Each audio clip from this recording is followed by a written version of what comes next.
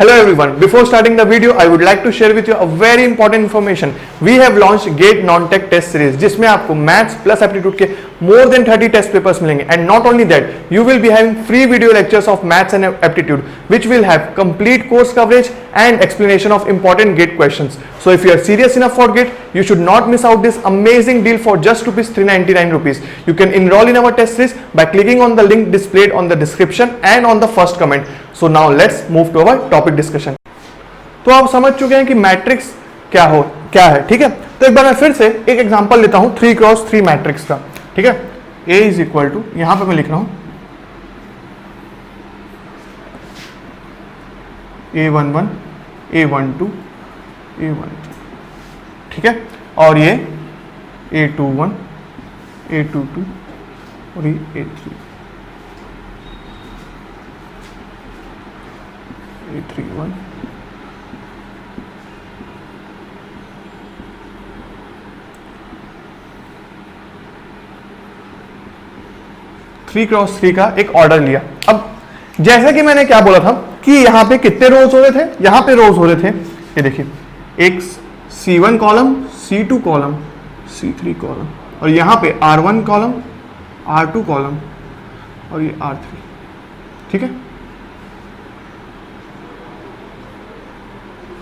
Right. ये कैसा matrix था? ये था 3x3 मैट्रिक्स जो कि स्क्वायर फॉर्म में था, ठीक है. यहां पे 3 कॉलम्स थे और 3 रोज थे, तो ये था स्क्वायर मैट्रिक्स. अब जैसा कि यहां पे डायमेंशन से हम बोले क्या नाम आया हमारा, स्क्वायर मैट्रिक्स, तो वही हमारा होगा पहला मैट्रिक्स. देखिए मैं आप इसको लिखता हूं, first matrix that is square matrix.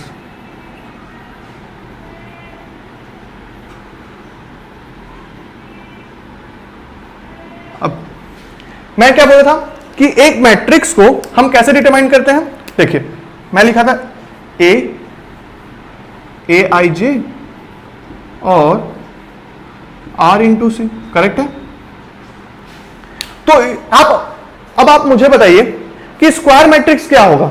Square matrix वो मैट्रिक्स होगा जिसमें R इज इक्वल टू सी होगा. डेफिनेटली जितने नंबर ऑफ कॉलम्स होने चाहिए उतने नंबर ऑफ रोज होंगे, तभी तो स्क्वायर टाइप का एक डायमेंशन बनेगा. तो इसीलिए स्क्वायर मैट्रिक्स का क्या कंडीशन है कि R must be equal to c, और चाहे वो 1 हो, R is equal to C is equal to 1 हो, R is equal to C is equal to 2 हो, या 3 हो या n हो, पर कंडीशन ये है कि दोनों इक्वल होना चाहिए, ठीक है. कंडीशन ये है कि दोनों इक्वल होना चाहिए. तो ये है स्क्वायर मैट्रिक्स. अब आप देखिए यहां पे क्या दिख रहा है हमें, Aij, राइट. Aij मतलब कि I और ये J. आप कुछ नोट कर पा रहे हैं, A11, A22 और A33, यहां पे बीच में हमारे तीनों सेम आ रहे हैं, मतलब कि I is equal to J हो रहा है कि नहीं. एक बार मैं मार्क कर देता हूं इसको, देखिए ये हो गया.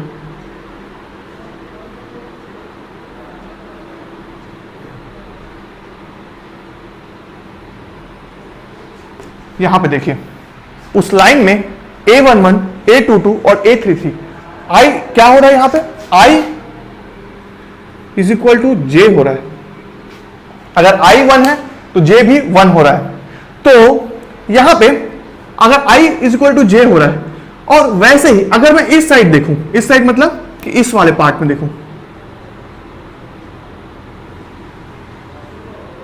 तो मैं क्या ऑब्जर्व कर पा रहा हूं, बताइए. यहां पे आप खुद ही बोल सकते हैं कि सर ये तो I है, ये J है, और यहां पे मेरे को देखने को मिल रहा है सर कि यहां पे हो रहा है I less than J. Correct है, एग्री कर रहे हैं, I लेस देन J. और इसको मैं और क्या लिख सकता हूं, I is not equal to J. Correct है. वैसे ही अगर मैं इधर देखूं,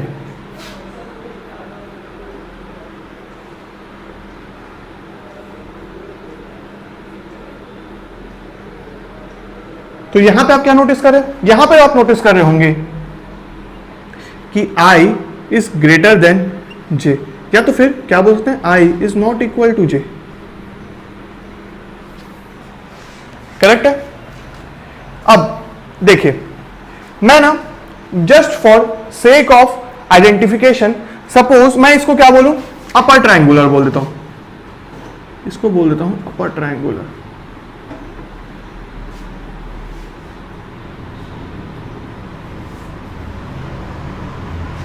और इसे बोल देता हूं लोअर ट्रायंगुलर।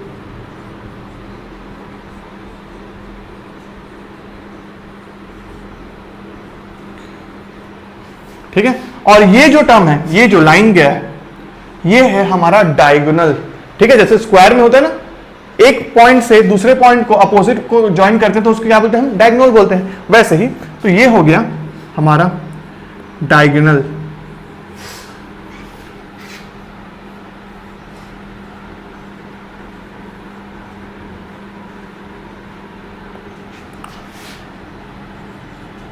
ये और इसके एलिमेंट्स जैसे A11, A21, A32 ये क्या हो गया, एलिमेंट्स हो गए। वैसे ही यहां पे ये हो गए एलिमेंट्स। ठीक है, ये तीनों का एक अपर ट्रायंगुलर एलिमेंट्स, और वैसे ही यहां पे आ गए डायगोनल एलिमेंट्स। अब आप बोल सकते हैं मुझे कि सर स्क्वायर तो हमारा स्क्वायर जो बनता था उसमें एक पॉइंट से दूसरे पॉइंट को करते तो एक डायगोनल बनता था, इस पॉइंट से इस पॉइंट को भी तो ज्वाइन कर सकते हैं, है ना। इस पॉइंट से मतलब कि यहां से यहां भी ज्वाइन करके मैं बोल सकता हूं कि वो भी तो डायगोनल होगा। तो आप करेक्ट बोल रहे हैं, ये भी एक डायगोनल होगा।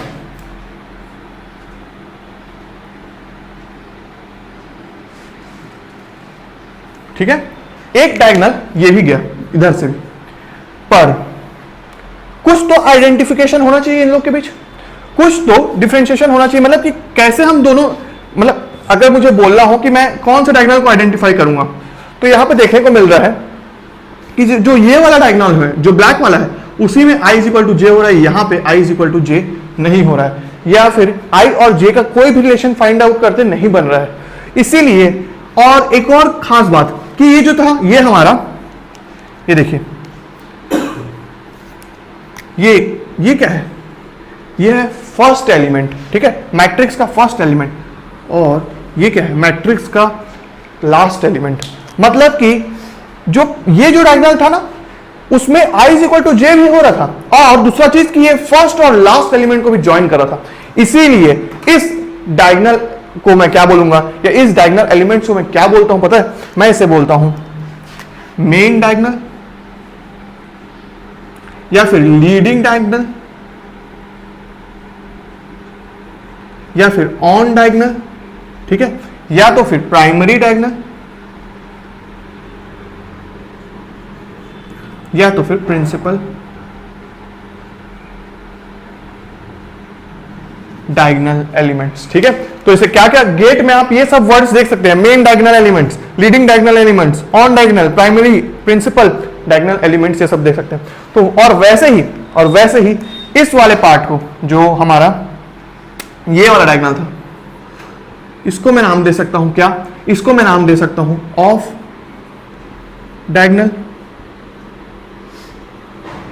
और क्या सेकेंडरी डायगोनल।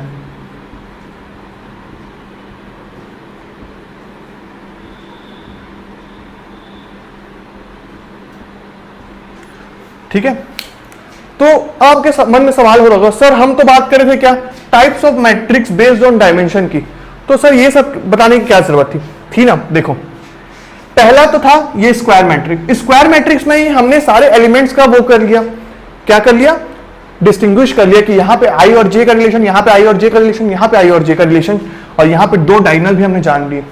अब अगर मैं बोलूं कि एक तो हो गया ये स्क्वायर मैट्रिक्स, राइट, अगर मैं बोलूं कि स्क्वायर मैट्रिक्स के भी तो काफी सारे टाइप्स हो सकते हैं ना।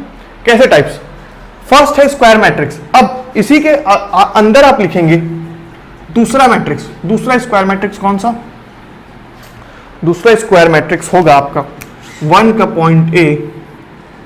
स्क्वायर मैट्रिक्स तो है ही, मतलब कि क्या R = C है ही पहले ही कंडीशन में, पर अगर मैं मान लूं कि सिर्फ यहां पे एलिमेंट्स हों और ऐसा कुछ हो कि ये सारा पार्ट हो जाए 0, मतलब कि अगर अपर ट्रायंगुलर एलिमेंट्स हो जाए 0, तो उस मैट्रिक्स का क्या नाम होगा, उस मैट्रिक्स का नाम होगा lower triangular matrix.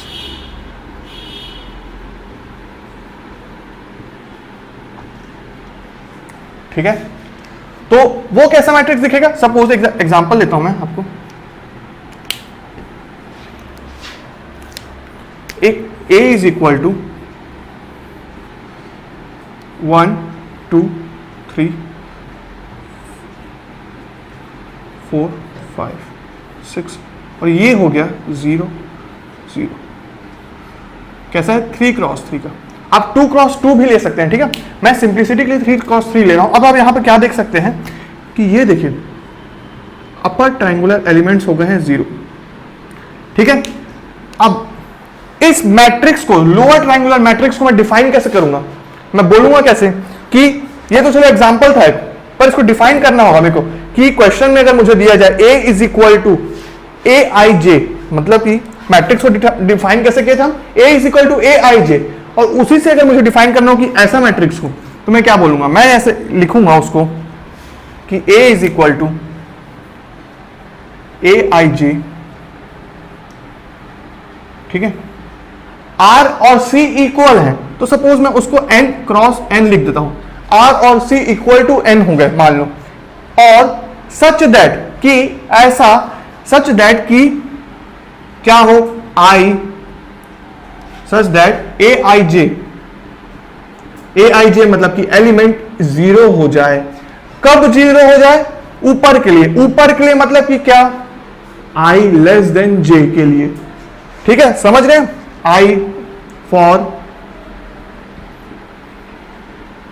I less than J के लिए अगर 0 हो जाए तो हमारे पास क्या आ जाएगा? Lower triangular matrix. मतलब कि क्या, आप डायरेक्टली ऐसा बोल सकते हैं कि वो मैट्रिक्स जिसके जहां पर भी I लेस देन J है, जहां पर भी I लेस देन J है, वहां पे अगर डेफिनेटली अगर 0 हो रहा है तो वो मैट्रिक्स क्या होगा?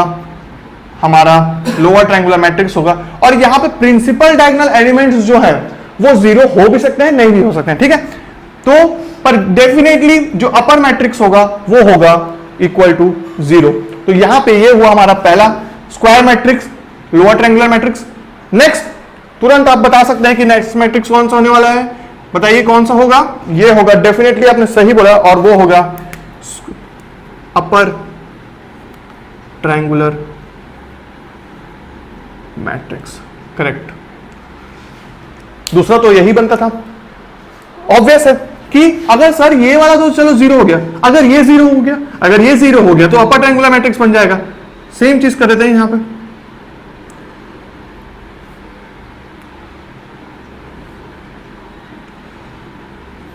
ये देखिए ये हो गया 0 0 0 4, करेक्ट है। और यहां पे देखिए लोअर ट्रायंगुलर मैट्रिक्स हो गया 0। तो अब बताइए, अब अपर triangular matrix, lower triangular matrix को आप डिफाइन करना सीख गए हैं। अब आप खुद से जल्दी से कॉपी में लिखिए कि अपर ट्रायंगुलर मैट्रिक्स को कैसे डिफाइन करेंगे। सर अपर ट्रायंगुलर मैट्रिक्स वो होगा AIJ n क्रॉस n होगा, क्योंकि स्क्वायर मैट्रिक्स होगा, पर ऐसा एलिमेंट्स होंगे कि जहां पर AIJ डेफिनेटली 0 होगा फॉर I ग्रेटर देन 0, ठीक है। जहां जहां I बड़ा होगा, जहां जहां I बड़ा होगा वहां पे आ जाएगा, J से बड़ा होगा वहां पे 0 डेफिनेटली होगा। तो ये था हमारा कौन सा? Upper triangular matrix. Principal diagonal elements यहां पे 0 हो भी सकते हैं और नहीं भी हो सकते हैं। नेक्स्ट मैट्रिक्स, सोचिए खुद से कि नेक्स्ट मैट्रिक्स कौन सा होने वाला है, ठीक है। ये तो था हमारा B। अभी तक हम लोग स्क्वायर मैट्रिक्स के अंदर ही हैं, बेस्ड ऑन डायमेंशन उस स्क्वायर मैट्रिक्स के टाइप की बात कर रहे हैं। नेक्स्ट मैट्रिक्स, कुछ लोगों ने सही बताया होगा कि सर ऐसा भी तो हो सकता है कि सर ये मैट्रिक्स अपर ट्रायंगुलर एलिमेंट्स और लोअर ट्रायंगुलर एलिमेंट्स दोनों 0 हो जाए। तो अगर दोनों 0 हो गए तो मतलब कि क्या, यहां पे भी 0 और ये भी 0 हो गया, तो ये देखो ये ऐसे, अगर ऐसा हुआ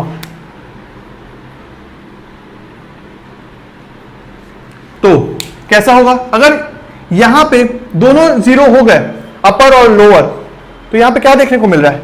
1 2 3, मतलब कि क्या, सिर्फ प्रिंसिपल, प्राइमरी या फिर लीडिंग डायगोनल एलिमेंट्स ही एग्जिस्ट कर रहे हैं, बाकी दोनों अपर और लोअर ट्रायंगुलर एलिमेंट्स गायब है।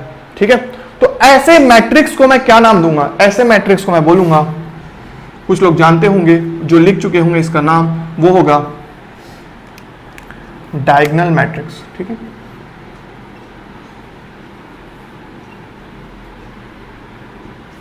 Diagonal matrix, right. यहां पे क्योंकि सिर्फ डायगोनल एलिमेंट्स प्रेजेंट है, इसलिए इसको मैं क्या नाम दूंगा? Diagonal matrix. अब फिर से बताइए, A is equal to A I J N cross N, A I J must be zero for, जल्दी से बताइए क्या होगा यहाँ पे, क्या रिलेशन आएगा आई और जे का? लिखे कॉपी में, ये होगा डेफिनेटली, कुछ लोगों ने सही लिखा होगा, और वो होगा ए आई, आई इज इक्वल टू जे में सिर्फ प्रेजेंट होना चाहिए, और आई और जहां पे इक्वल नहीं है वहां पे डेफिनेटली जीरो होना चाहिए for I not equal to J. Correct है? समझ पा रहे हैं खेल कि क्या हो रहा है यहाँ पे? यहाँ पे रिलेशन हमने जो लिखा था आई और जे का, उसी के टर्म्स में मैं डिफाइन कर रहा हूं मैट्रिक्स। ठीक है, ये हुआ ए आई जे नॉट, अगर आई और जे इक्वल नहीं है तो वहां पे तो डेफिनेटली जीरो कर दो, तो आ जाएगा हमारे पास क्या? Diagonal matrix. अब डायगोनल मैट्रिक्स का भी कुछ केसेस हो सकते हैं।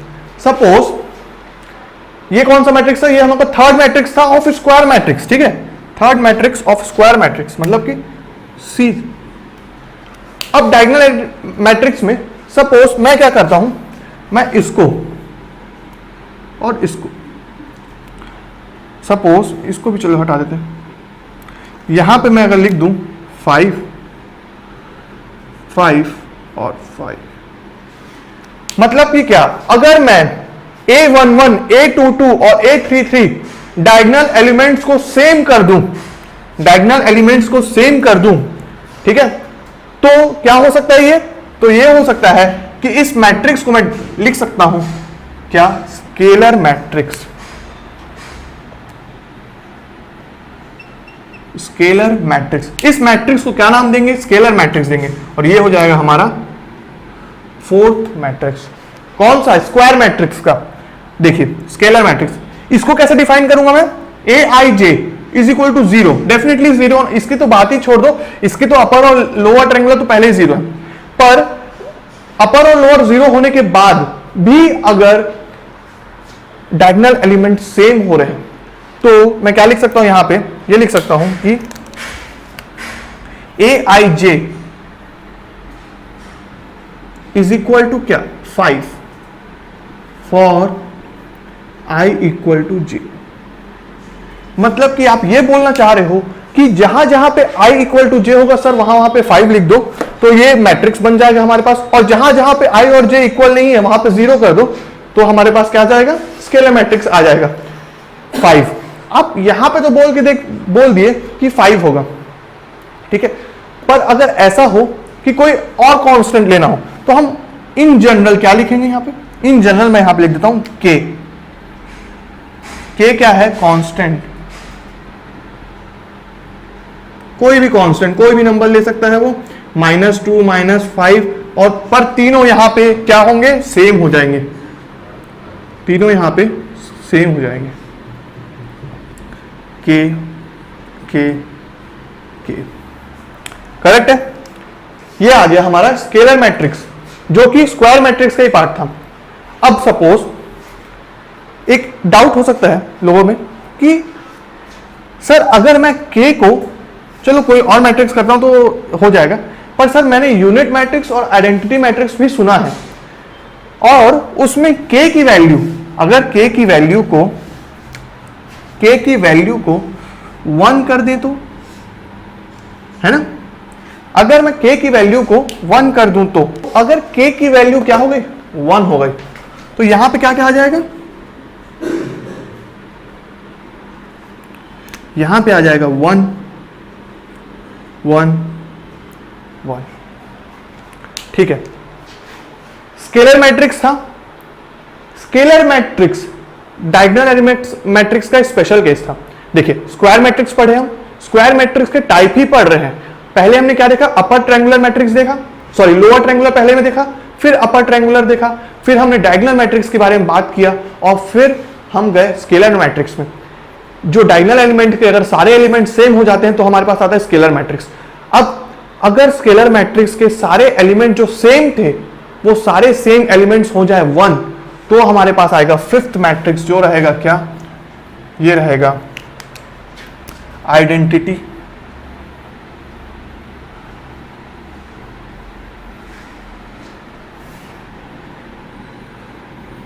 Identity matrix. ठीक है, 3 1 जा 3, 100 into 100, 100 1 जा 100, 1000 into 1 1000। मतलब कि जब भी 1 से कोई भी नंबर मल्टीप्लाई हो तो हमारे पास वो नंबर ही आता है। ठीक है, x into 1 x। ठीक है, तो वैसे ही जो काम हमारा मल्टीप्लीकेशन में 1 का था, वैसे ही मैट्रिक्स में, मैट्रिक्स मल्टीप्लीकेशन में वही काम आइडेंटिटी मैट्रिक्स, या तो इसको एक और नाम दे सकते हो क्या, एक और ये है यूनिट मैट्रिक्स। ठीक है, यूनिट मतलब 1, करेक्ट है। तो किसी भी मैट्रिक्स को अगर इस मैट्रिक्स से मल्टीप्लाई करोगे, तो अगर सपोज मैं कोई और मैट्रिक्स लेता हूं बी मैट्रिक्स और जिसके एलिमेंट्स है और बी इंटू ए करता हूं, तो क्या आएगा, बी ही आंसर आएगा। वैसे ही जो काम 1 का था वही काम आइडेंटिटी और यूनिट मैट्रिक्स का है इन मैट्रिक्स मल्टीप्लिकेशन। और इस मैट्रिक्स को हम कैसे डिफाइन किए कि सर ये डायगोनल मैट्रिक्स होगा और ऐसा स्केलर मैट्रिक्स होगा जहां पे k की वैल्यू सारी इक्वल टू 1 होगी। ठीक है, जहां पे k की वैल्यू हर जगह 1 होगी, तो ये हो जाएगा आइडेंटिटी और यूनिट मैट्रिक्स। तो अभी तक हमने 5 तरीके के स्क्वायर मैट्रिक्स देख लिए। स्क्वायर मैट्रिक्स का क्या कंडीशन था, r is equal to C, मतलब कि हमने एक एग्जांपल लिया था r is equal to C is equal to 3, तो 3 क्रॉस 3 आ गया था। अब आपके मन में यह भी सवाल आ सकता है कि सर ये तो ठीक है, अगर r is not equal to c हुआ तो क्या होगा। तो फिर हमारे पास डेफिनेटली कुछ लोगों ने आंसर दिया होगा अभी कि वो हो सकता है हमारा रेक्टेंगुलर मैट्रिक्स। ठीक है, तो वो हो जाएगा second type of matrix, that is rectangular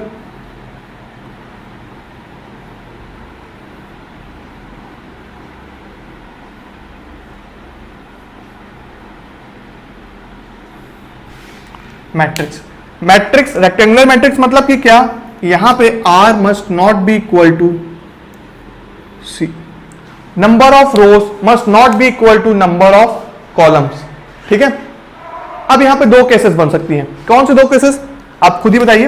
पहला केस, अगर r लेस देन c हुआ तो, एग्जांपल के तौर पे सपोज मैं लेता हूं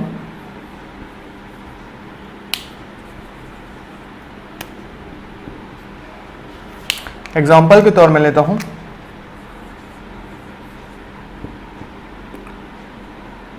a इज इक्वल टू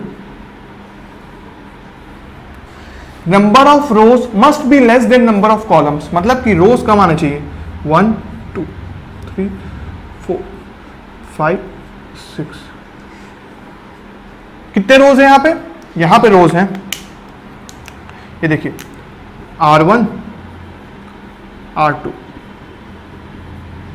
और यहां पे C1 C2 C3, 2 रोज और 3 कॉलम्स। ऑर्डर क्या है मैट्रिक्स का, ऑर्डर है 2 क्रॉस 3, 2 क्रॉस 3 मतलब 6 और 6 एलिमेंट्स हमारे पास है। तो ये कौन सा मैट्रिक्स हुआ, पहला केस जब R इज रेक्टेंगुलर मैट्रिक्स के लिए R must not be equal to C, और जब अगर R लेस देन C होता है तो अब आप देखिए कैसा मैट्रिक्स बन रहा है। थोड़ा सा अगर आप इसका डायमेंशन देख पाए, साइज देख पाए, तो ये डेफिनेटली रेक्टेंगुलर तो है, पर कैसा रेक्टेंगुलर है, हॉरिजॉन्टली। तो इस मैट्रिक्स को मैं नाम दूंगा हॉरिजॉन्टल मैट्रिक्स।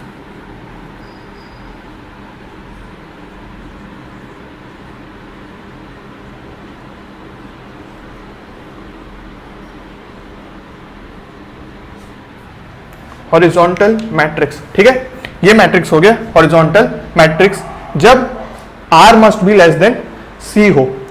वैसे ही सेकंड केस में, अब आप खुद ही बताइए सेकंड केस क्या होगा और उस मैट्रिक्स का नाम क्या होगा, जो रेक्टेंगुलर मैट्रिक्स का ही टाइप होगा, आप खुद जल्दी से कॉपी में लिखिए।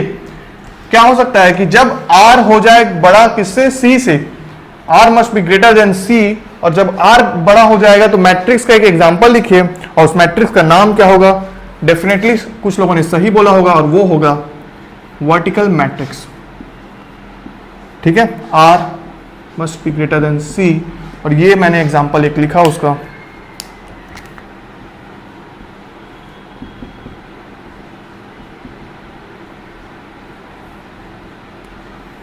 ये देखिए 1 2,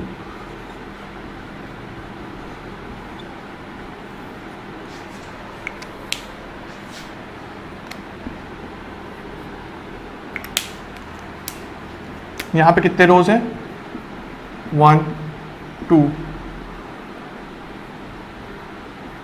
और 3, और यहां पे C1 C2।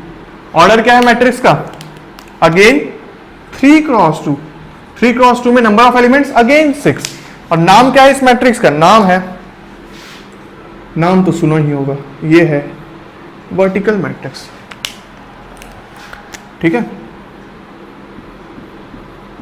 और ये किसका है, रेक्टेंगुलर मैट्रिक्स का टाइप ही है। ठीक है,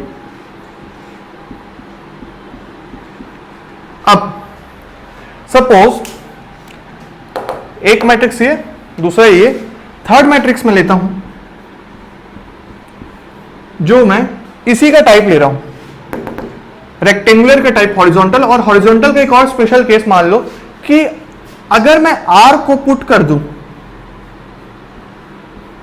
R को इक्वल टू 1 कर दूं, फिक्स कर दिया मैं R को 1 से, और C को भाई कोई कितना भी वैल्यू ले लो, बस ग्रेटर देन 1 होना चाहिए, मेरे को इससे मतलब, तो ग्रेटर देन 1 कर दिया, फिर हमारा मैट्रिक्स कैसा बनेगा, मेरा जो मैट्रिक्स होगा A वो कुछ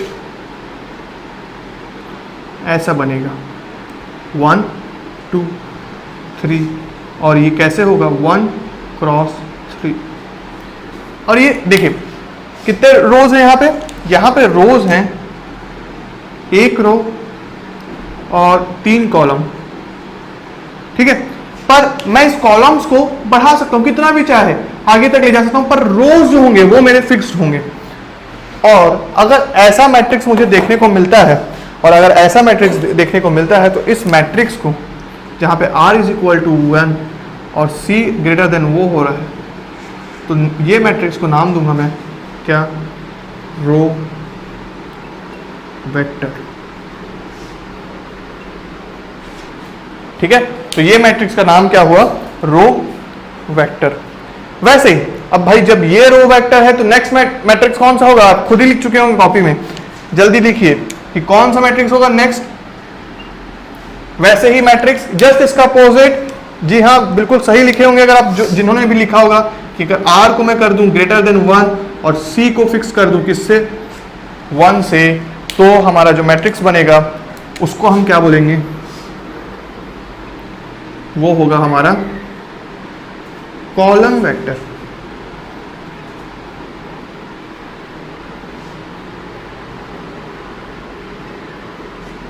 कॉलम वेक्टर, और वो दिखेगा कैसे, वो दिखेगा कुछ इस तरीके से।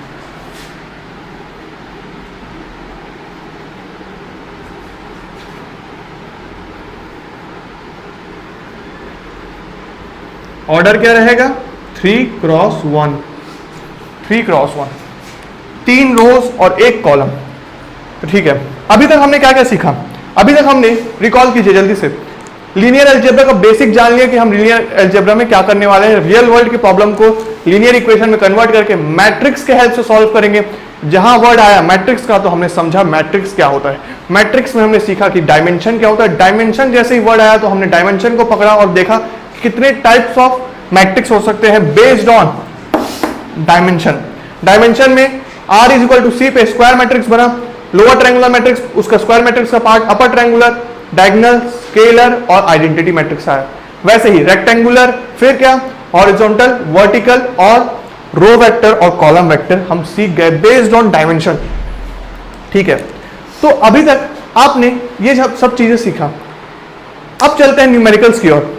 न्यूमेरिकल्स थोड़ा सा डाउट होगा कि सर अभी तक तो हमने सिर्फ थ्योरी पढ़ा था, तो न्यूमेरिकल्स हम कहां से अटेम्प्ट करेंगे। डेफिनेटली अटेम्प्ट कर लोगे। मैंने आपको इनडायरेक्टली सिखा दिया है कि न्यूमेरिकल्स कैसे अटेम्प्ट करना है, और इसी बेस्ड ऑन दिस जितना भी थ्योरी अभी तक हम पढ़े हैं उसमें आप न्यूमेरिकल बेसिक गेट लेवल 1 से 2 मार्क्स का आप आराम से अटेम्प्ट कर लोगे। कैसे, आइए चलते देखते हैं कि मैट्रिक्स का हम एक बेसिक न्यूमेरिकल्स कुछ लेते हैं और आप नहीं, हम सॉल्व करेंगे साथ में कैसे उस मैट्रिक्स को। चलिए देखते हैं। Thank you everyone for watching this video till the end. Please like this video and share it with your friends. If you are new to this channel, subscribe to our YouTube channel and don't forget to hit the bell icon to get the latest updates. And to boost your GATE preparation, enroll in our test series by clicking on the link displayed on the description and in the first comment. You can also join our Telegram channel by clicking on the link displayed in the description box. तो मिलते हैं अब next video में, तब तक के लिए have a good day. See ya.